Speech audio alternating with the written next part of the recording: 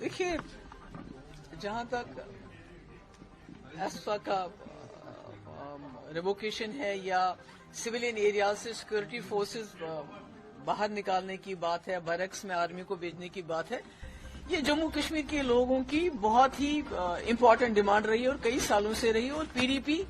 इसकी हर वक्त वकालत करती रही है। और यही वजह है कि जब हमने बीजेपी के साथ अलायंस किया तो उस अलायंस, एजेंडा ऑफ अलायंस का ये बहुत बड़ा हिस्सा था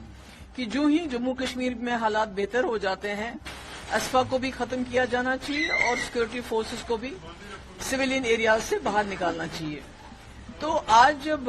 होम मिनिस्टर साहब इसकी बात करते हैं तो हम ये कहेंगे देर आए दुरुस्त आए, क्योंकि जब भी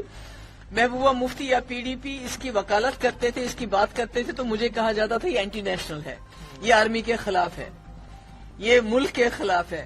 तो अब हम ये सोच रहे हैं कि बात इलेक्शन के वक्त इन्होंने की है, क्या ये वाकई सीरियस है या ये एक जुमला है? क्योंकि आपको याद होगा कि जब इन्होंने कहा 2 करोड़ नौकरियां देंगे हर साल में, इन्होंने कहा था कि गैस का सिलेंडर कांग्रेस 450 में दे रही है, हम 400 में देंगे, इन्होंने कहा था 15 लाख रुपए हम हर गरीब के अकाउंट में जमा कराएंगे। ऐसा तो कुछ भी नहीं हुआ।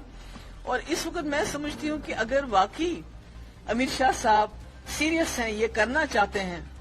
क्योंकि हमने कई एरियाज ने, मुफ्ती साहब ने अपने एरिया में, जैसे अनंतनाग का हाई ग्राउंड है, टट्टू ग्राउंड है, हमने कोशिश की थी कि जहां आर्मी की जरूरत नहीं है वहां से उनको निकाल के बैरक्स में वापस भेजा जाए। अगर वो वाकई अमित शाह साहब सीरियस हैं तो आप जानते हैं 2019 के बाद हमारे हजारों की तादाद में हमारे लोग न सिर्फ जम्मू कश्मीर के जेलों में बल्कि जम्मू कश्मीर के बाहर की जेलों में बहुत ही अजाब में हैं। उनके खिलाफ कोई चार्जेस फाइल नहीं किए गए हैं, उनका जो अदालती कार्रवाई शुरू नहीं हो रही है, बहुत सारे लोग उसमें बीमार हैं, गरीबों के बच्चे हैं ये। तो अगर वो चाहते हैं कि जम्मू कश्मीर के लोगों को जो उन्होंने जख्म दिए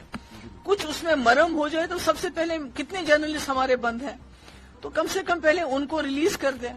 जिनके खिलाफ कोई चार्जेस नहीं है, जिनकी कार्रवाई नहीं हुई, जिनका कोई इल्जाम उनके खिलाफ साबित नहीं हो। तो हम सोचें ये सच बोल रहे हैं, अदरवाइज तो ये जुमला लगता है। अगर आप ये वीडियो YouTube पर देख रहे हैं तो हमारे चैनल को सब्सक्राइब करें और बेल आइकन को दबाना ना भूलें। अगर आप Facebook पर ये वीडियो देख रहे हैं तो हमारे पेज को लाइक करें।